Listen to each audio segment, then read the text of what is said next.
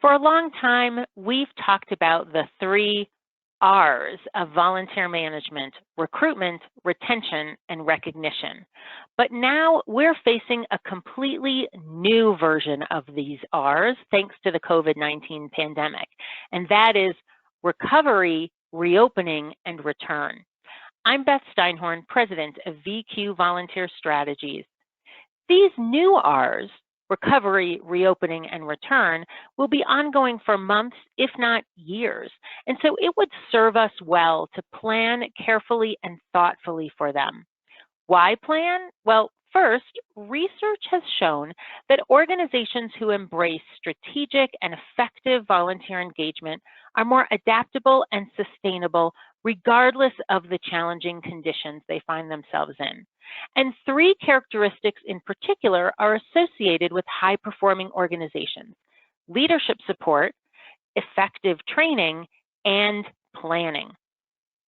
The COVID-19 pandemic has certainly underscored the importance of adapting and surviving challenging conditions. So let's talk briefly about how you can incorporate planning into your organization as it leverages volunteer engagement to survive and perhaps even thrive as it recovers, reopens, and returns. Recovery will undoubtedly mean different things for different organizations, but one thing they will all have in common is that they'll likely be moving through phases. And the way that volunteers can support mission will likely look different for each phase of that reopening.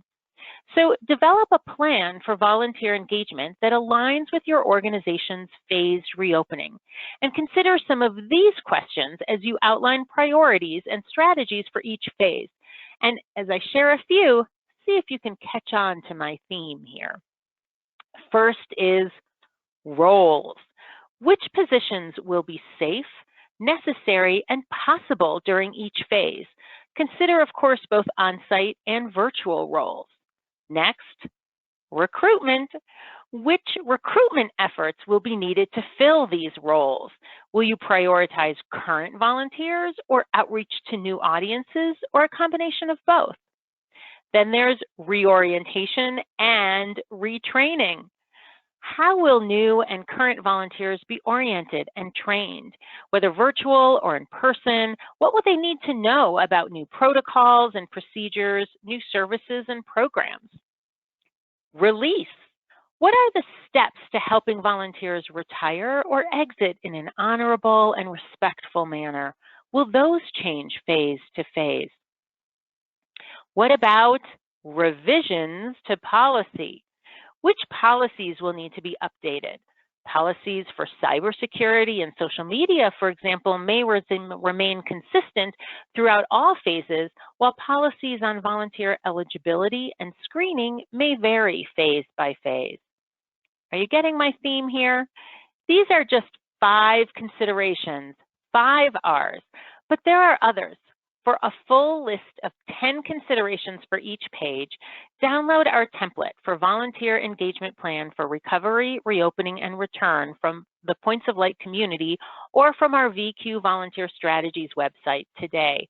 And to learn more about this characteristic, planning, and other aspects of becoming a certified service enterprise, contact Points of Light or your local volunteer center today.